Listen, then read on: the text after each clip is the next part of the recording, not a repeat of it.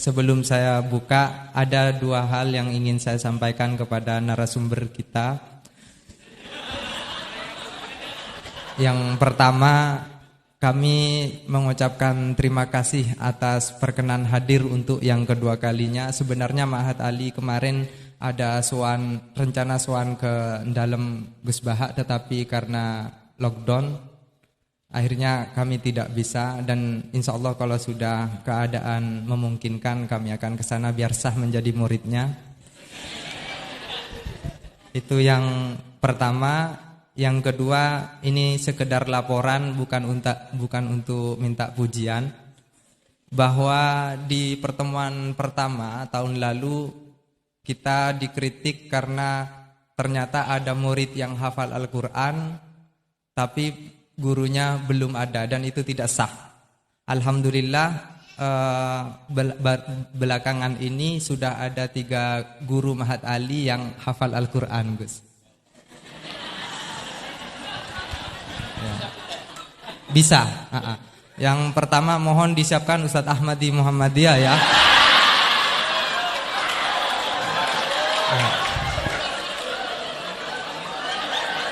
Beliau sudah hafal Al-Quran 30 tahun yang lalu.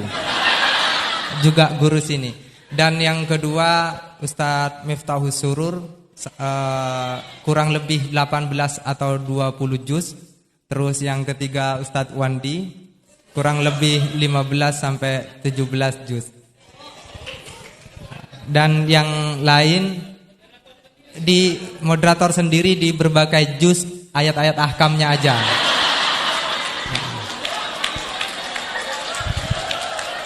Dan juga sebagai laporan, Ustadz Herudin sebagai sekretaris Ma'had Ali Situbondo sudah membuat ancang-ancang peraturan bahwa musrif atau pembina di Ma'had Ali itu sekurang-kurangnya menghafalkan ayat ahkam berikut beberapa juz yang kelak nanti ditingkatkan menjadi harus 30 juz.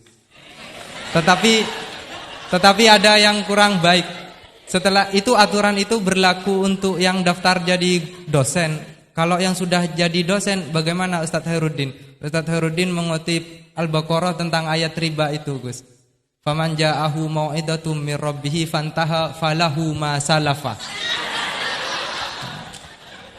Jadi yang sudah udah itu amruhu ada ilallah. Jadi bersyukurlah saya sudah masuk sebelum ada syarat-syarat itu.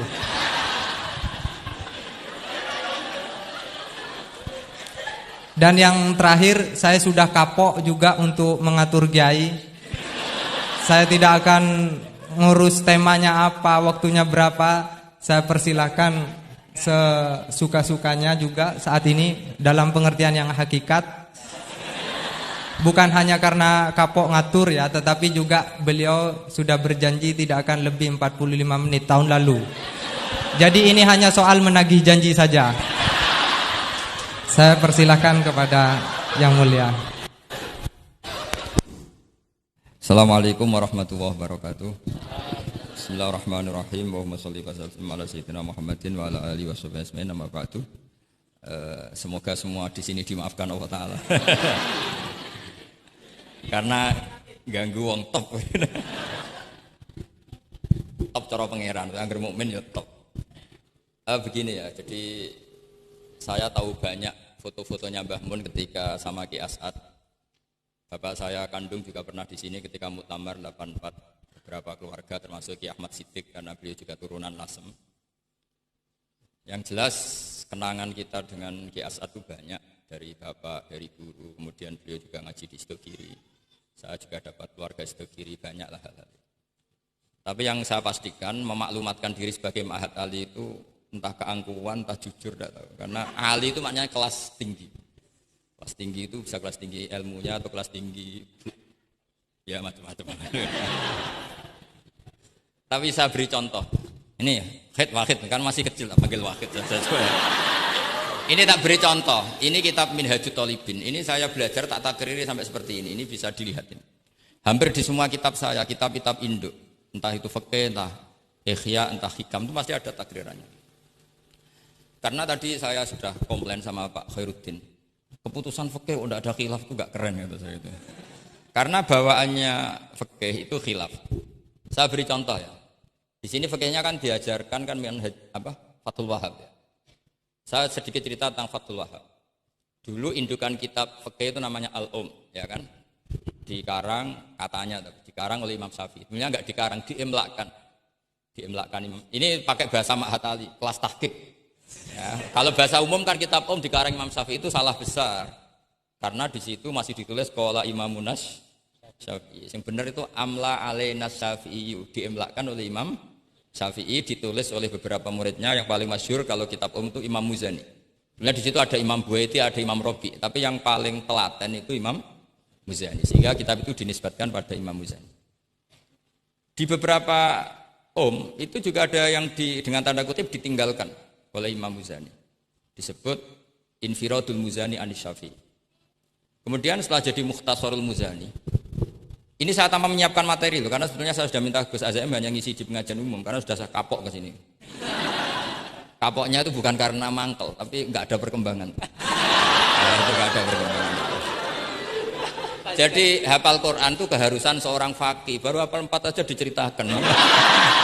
Memang ini ngawur sekali itu sebetulnya. Memang normalnya seorang faqih memang hafal Quran, nggak boleh hanya berapa? 4. Gak meyakinkan. Nah, Mukhtasarul Muzani itu ada beberapa hal yang beliau beda dengan Imam Syafi'i. Kemudian disarai namanya kitab Nihayatul Matlab fi Dirayatil Madhab oleh Imam Haramain. Saya punya kitabnya dan tak pelajari. Oh, ini maklumat. Bukan niat sombong, ini niat cerita fakta. Nihayatul Matlab fi Dirayatil Madhab. Kemudian Imam Haramain punya murid alim alamah yang saat itu belum suka tasawuf. Namanya Imam Ghazali. Beliau akhirnya menulis Al-Basit, berhubung Ma'had Ali sinau Basit gak pati iso, mergo kegeden digenti Al-Wasit. Al-Wasit jawara pati di sinau ini digenti apa? Al-Wajiz. Alhamdulillah, kayaknya Pak Khairuddin juga gak punya. Punya kitab Wajiz? Wahid punya? Wahid, Wajiz? Berapa halaman itu? Kitab Wajiz itu? Berapa halaman? Tebelnya aja kira-kira seberapa tebelnya? Ya tebelnya seberapa? Kalau nggak tahu isinya paling nggak tahu tebelnya. Harganya masih ingat ya? Kalau nggak tahu isinya tahu harganya ya? Cetakannya DKI apa? Iya, ingat dia kalau uang ingat dia. Jadi bawaannya orang nggak bakat soleh itu kalau uang itu ingat. Terus setelah itu diringkas lagi sekaligus ada kritik tertentu, komplain tertentu disebut al-muharrar. Jadi memang syaratnya fikih itu harus ada yang komplain karena nggak bisa final. Disebut apa? Al-muharrar. Al-muharrar itu ya sudah dinamain al-muharrar yang sudah diteliti oleh Imam Rafi'i. Ada yang komplain lagi ya setengah sarah tapi setengah komplain. Namanya Minhajut Thalibin. Minhajut Thalibin dikomplain lagi di era Syekh Zakaria Al-Ansari. Dari masdar dengan jamak mudzakkar salim diganti manhajut tullab. Ya maknanya sama, minhaj sama manhaj maknanya sama, thalibin jamak mudzakkar salim, tullab jamak taksir. Jadi asline ini yo cara Jawa mau akal-akalan tok, minhajut thalibin dadi manhajut tullab. Kemudian manhajut tullab itu dikarang sangat ringkas. Sehingga yang baca itu tidak paham. Mu'alifnya akhirnya dengar-dengar kalau anak-anak matahari itu tidak paham. Akhirnya terus manhajut tullab disarai sendiri oleh Syekh Zakaria Al-Ansari, jadi Fathul Wahhab. Loh alhamdulillah ya masih banyak yang enggak paham, padahal sudah sarah. Harusnya sarah kan gampang. Ya enggak paham itu bagus kan, kita ngaku enggak paham tawadhu. Daripada ngaku paham enggak paham, mendingan ngaku enggak paham kan. Kemungkinannya 2 kalau ngaku enggak paham. Mungkin tawadhu, mungkin betul adanya. Yang kedua lebih. Nah, saya cerita sedikit tentang kenapa fikih itu harus ada dan selalu ada khilaf. Karena itu masalah furu'iyah, apa? Saya beri contoh, ini kitab Minhajut Thalibin dan saya punya catatannya banyak. Oh, sampai gini, sampai sarah-sarahnya punya. Catatannya ya banyak. Saya bangun tidur aja bisa, saking seringnya belajar. Dan saya alhamdulillah tidak punya masalah ingatan, jadi kadang banyak guru punya masalah apa? Ingatan. Tapi tidak perlu dianggap harus kemana gitu, ke rumah sakit apa, tidak perlu, nggak ingat gitu. Misalnya sampean tak kasih tahu. Sapa paling pinter jagomu tak bedakane. Yang namanya sujud misalnya. Sujud itu apa coba? Secara lughat. Wad'ul jabha alal ardi. Sehingga Imam Rafi'i berpikir sujud itu asal ada wad'ul jabha alal ardi ya sah adanya. Dan beliau mengklaim, ini saksinya Pak Khairuddin ini, wasabe as-sujud wa aqalluhu mubasyaratu ba'di jabati musallahu. Ya. Beliau hanya mengatakan wala yajibu wat'u yadaihi wa rukbataihi wa qadamaihi fil azhar. Wala yajibu. Ini kalau enggak percaya, sama baca. Masih tarahum bisa ya? Coba baca. Wala yajibu supaya wat'u yadaihi pakai nada Indonesia, jangan nada negara sebelah coba. Wala yajibu wa rukbataihi wa qadamaihi fil azhar. Jadi menurut Imam Rafi'i ketika sujud itu tidak harus wat'ul yad, tidak ada wat'ul rukbah, tidak ada wat'ul. Nah, karena secara lughat yang namanya sujud itu ya seperti itu, wat'ul jabha. Dan sujud itu sudah dikampanyakan sedemikian rupa bentuk apa ketertundukan tertinggi yaitu dengan wat'ul jabha. Artinya posisi kepala di bawah pantat. Tapi terus Minhajut Thalibin, padahal Imam Rafi'i ketika ngarang itu menyebut fil adhar dalam kitab Al-Muharrar. Terus kultu kata Imam Nawawi al-adhar wujubuhu. Ya masyhur kan karena Imam Nawawi berdasar riwayat umirtu an asjuda ala sabati al-humin al-jabha wal yaden warubaten wal qadam. Saya baca lagi ya umirtu an asjuda ala sabati al-humin apa al-jabha wal yaden warubaten wal qadam. Nah, andekan Imam Rafi'i ketemu Imam Nawawi, kamu ikut kubu siapa? Nawawi kan? Sekarang oke, berdasar riwayat dan praktek guru-guru kita semuanya seperti itu. Kalau sujud melibatkan 7, oke itu berdasar riwayat dan berdasar perilaku guru-guru kita. Oke, secara sanad kita tidak punya pilihan, pasti seperti itu. Ikut guru. Tapi kalau pertanyaannya dibalik, saya ulang, pertanyaannya dibalik. Min asbabir riddah itu adalah sujud lisonamin. Kira-kira kalau ada orang sujud hanya wat'ul jabah lisonamin, sudah murtad apa belum? Murtad kan? Loh enggak, sudah murtad belum? Termasuk murtad kan sujud lisonamin atau li ghairillah. Kira-kira untuk murtad syaratnya melibatkan 7 anggota apa cukup wat'ul jabah? Untuk sah menjadi murtad. Enggak, misalnya kamu, jangan kamu lah, kamu potongan enggak mungkin murtad insyaallah. Misalnya ada orang murtad dengan cara murtad yang fi'li. Contohnya apa? Kasujudin lisonamin. Murtad kan ingat masih ada 3 kan? I'tiqadi, qauli, fi'li. Yang fi'li contohnya kasujudin lisonamin. Untuk menjadi sah murtad itu nunggu 7 anggota apa salawatul jabah? Enggak jawab, jangan ngawur saja Kak biasanya aja. Udah enggak usah. Kan biasanya ngawur terus enggak apa-apa, masih anak-anak aja. Hati-hati aja tetap ngawur apalagi. Enggak, menurut kamu sudah murtad belum? Ya kan murtad kan? Artinya kalau itu sah untuk menjadi murtad, harusnya juga sah untuk menjadi sujud. Karena sama-sama simbol. Sujud wat'ul jabah faqat ya simbol takzim ke Allah setinggi-tingginya.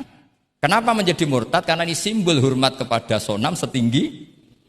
Sehingga Imam Rafi'i berpendapat sujud itu tidak harus melibatkan anggota 7. Ya kira-kira gitu loh. Makanya tadi saya juga matur Mas Hasan. Piye gurumu kancamu lah, guru keduren. Maca fikih ora ono khilaf iku fikih apa? Fikih ben seru itu harus ada khilaf. Ya ini sama yang baca supaya jadi seksi. Kalau menurut Imam Rafi'i seperti enggak ya harus jadi wala yajibu ini. Enggak akan keliru. Tadi kan sudah tak baca. Wala yajibu wat'u yadayhi wa rukbatayhi wa qadamaihi fil adhar. Imam Rafi'i di Muharrar terus qultu al-adhar wujubuhu. Ya kan sama-sama bilang al-adhar. Imam Rafi'i bilang enggak wajib ya al-adhar. Imam Nawawi bilang wajib ya al-adhar. Kamu partai mana? Ditutup wallahu a'lam. Oh ya. Enggak ada Gus. Ada walau. Enggak, wallahu a'lam.